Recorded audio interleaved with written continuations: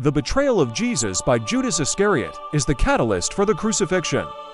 His agreement with the chief priests and the identifying kiss in the Garden of Gethsemane are the mechanisms that set the final, tragic events in motion. But what if, at the last moment, Judas had a change of heart? What if he never went to the authorities, or if he refused to identify Jesus in the garden? While the Gospels present the crucifixion as a divine necessity, removing its key human catalyst would have drastically altered how events unfolded, potentially changing Jesus' fate and the future of his movement entirely. Let's first consider the immediate historical situation. The temple authorities, led by the high priest Caiaphas, wanted Jesus arrested. He had caused a public disturbance by cleansing the temple and was gathering large, excitable crowds during the volatile Passover festival. They saw him as a threat to their authority and, more importantly, a threat to public order that could bring down the wrath of their Roman occupiers. However, the Gospels are clear that they were afraid to arrest him publicly for fear of a riot among the people.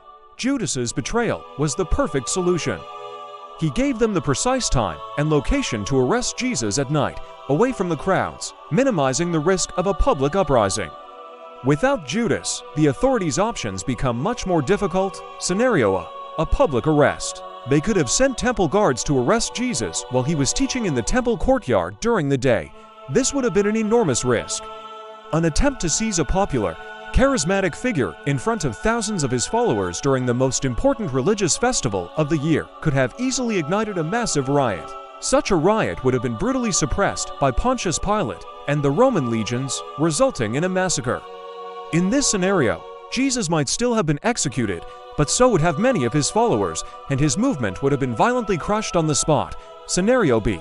Jesus escapes. If the authorities deemed a public arrest too risky, and without a secret informant to pinpoint his location, Jesus and his disciples might have simply been able to leave Jerusalem unharmed after the Passover festival concluded. What would have happened then? Jesus would have lived. His ministry would have continued, likely in the towns and villages of Galilee. Would his movement have grown, or would it have slowly faded as the excitement of his time in Jerusalem dissipated? Without the dramatic, galvanizing events of the crucifixion and the subsequent belief in his resurrection, his followers might have simply remembered him as another powerful, but ultimately human teacher and prophet. The theological problem is the most profound. All four Gospels frame the death of Jesus as a predetermined fulfillment of Scripture, a divine plan for the salvation of humanity. If this is the case, was Judas's action truly a choice, or was he a necessary pawn in a cosmic drama? If he had refused, would God have simply found another way? Would another disciple have betrayed him, or would the authorities have succeeded in their public arrest? This scenario forces us to confront the deepest theological paradoxes of free will versus predestination.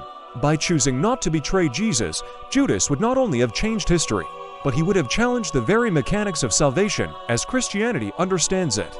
Thank you for watching. If this message has blessed you, please write Amen in the comments below.